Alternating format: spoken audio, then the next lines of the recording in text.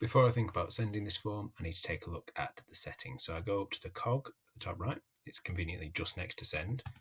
So the first thing it offers me is general settings. Now, one here is collecting email addresses. I'll just show you the impact that has. If I click that, it means that everyone who completes the form will have their email address collected as part of the data collected with the form. So if I click save to that, you can see straight away it's letting people know that that is happening.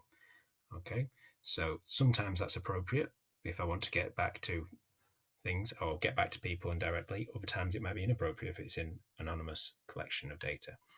So I'll keep that one on for now because I want to know who's answering this one. And response receipt means I'll send them back an email if they can choose if they want it, or just they automatically get one saying that you have responded to this form. It's just probably a nice thing to do. Next question is requires the sign in. Now this one, do I want it just for people inside my organisation, or do I want it to be open to the whole world? It depends how I'm using the form. If I'm using it in the classroom or within my school or within my organisation, then that's absolutely fine because that means I don't get any outsiders on it. If I want to open it up to parents or to general people in the public or other schools, then I need to tick that one off. So I'm planning on using this one in the class, so I need to keep that one ticked.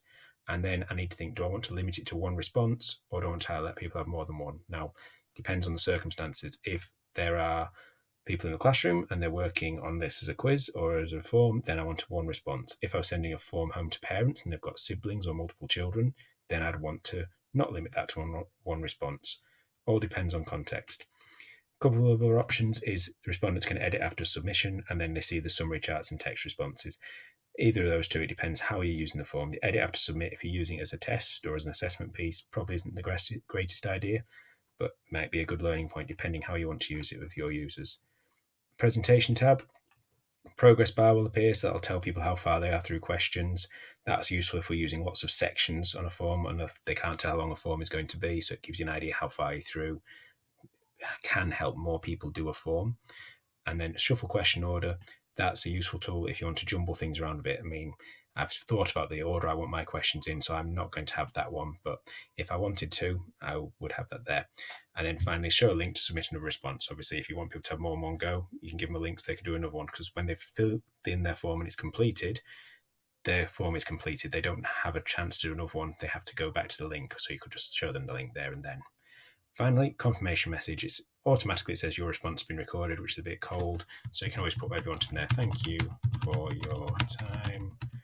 Have a great day. Or I could even keep a Disney film. I could make a bit of a joke in there. I can say, you're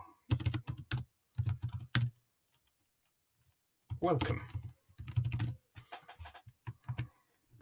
Okay. So then I save my settings like that. And now my form is ready to go. See a couple of little changes. I can check them all with the preview mode, but they're mostly working in the background. And that is how I can get my settings ready with my form before it goes.